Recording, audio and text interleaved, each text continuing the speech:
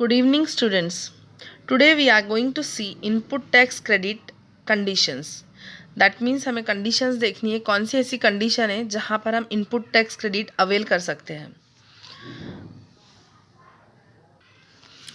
Conditions for claiming input tax credit under GST. Only a registered person would be able to claim the benefit of input tax credit of GST. अगर हमें avail करना है उसका benefit तो हमें क्या होना चाहिए, एक रजिस्टर्ड पर्सन होना चाहिए. ठीक है. Moreover a registered person would be eligible to claim input tax credit on fulfilment of the following conditions. सिर्फ रजिस्टर्ड पर्सन होना ज़रूरी नहीं है, हमें कुछ कंडीशंस दी हुई है, वो कंडीशंस हमें क्या करना है, फुलफिल करना है. हमें यानी हम रजिस्टर्ड पर्सन है तो हमें वो कंडीशंस फुलफिल करना है. कौन सी है वो condition, let us see. Number 1, he is in possession of tax invoice or any other specified tax paid document.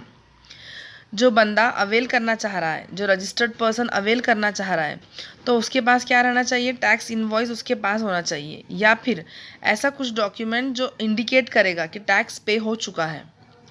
Then number 2, he has received the goods or services bill to ship scenarios also included.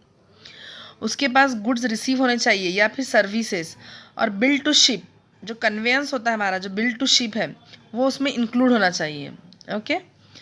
Then number 3, tax is actually paid by the supplier. जो supplier रहेगा उसने क्या करना चाहिए, उसने actual में tax पे कर दिया है अगर, तो एट दैट टाइम भी वो क्या हो जाएगा, अवेल करने के लायक हो जाएगा. Number 4, he has furnished the GST return. ये तो सबसे अच्छी बात है, उसने क्या किया, GST रिटर्न ही फर्निश कर दिया, मतलब टैक्स पेमेंट हो गया, रिटर्न भी फर्निश हो गया, वो तो एकदम पक्का क्या हो गया, अवेल करने के लायक हो गया. Number 5, if the inputs are received in lots or instalment. अगर हमको जो इनपुट मिल रहा है वो कैसा मिल रहा है, लॉट्स में, इंस्टॉलमेंट में, यानी तोड़ तोड़ कर टुकड़े टुकड़े में मिल रहा है अगर, he would be eligible to avail the ITC only when the last lot or installment is received.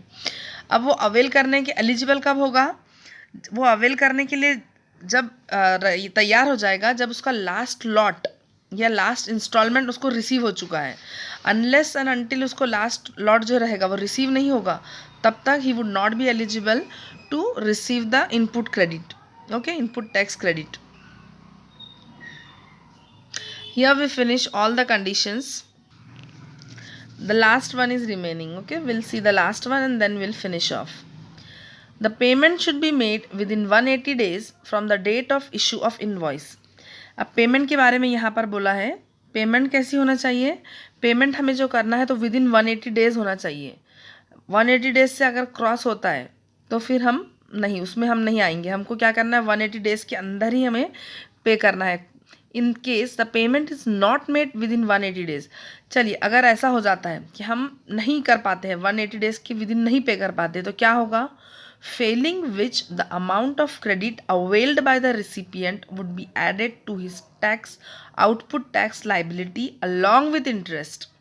क्या हो रहा है, समझ रहा है आपको, यहाँ पर उसने क्या कहा है, पेमेंट होना चाहिए विद इन 180 डेज़. ठीक है, अगर हम चूक गए, हमने नहीं पे किया, तो हमारा जो इनपुट टैक्स क्रेडिट है वो क्या हो जाएगा पता है, वो हमारा आउटपुट टैक्स लाइबिलिटी बन जाएगा. मतलब वो हमारा टैक्स बोलकर ऐड हो जाएगा, प्लस उसमें हमें जो जब तक हम लेट करेंगे पेमेंट में उतने डेज़ का इंटरेस्ट भी काउंट होगा.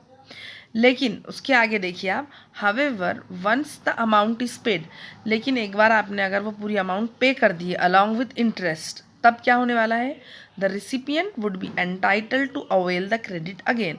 फिर से हकदार बन जाएगा वो क्रेडिट अवेल करने का. अनटिल एंड अनलेस आप 180 डेज़ के अंदर नहीं पे करते हो, आपका जो इनपुट टैक्स क्रेडिट है वो आपका आउटपुट टैक्स लाइबिलिटी बन जाएगा. और ये कब तक चलेगा ये सिलसिला, अनलेस एंड अनटिल यू पे द अमाउंट. और वो जब अमाउंट जब तक आप नहीं पे करते हो तब तक का इंटरेस्ट उसमें एड अप होते रहेगा. लेकिन जिस दिन, जिस पॉइंट ऑफ टाइम पे आप क्या करोगे, आप वो लाइबिलिटी पे ऑफ करोगे, उसी दिन उसी मोमेंट पर आप क्या हो जाओगे, you will be entitled to avail the credit again. In case part payment has been made then proportionate credit would be allowed.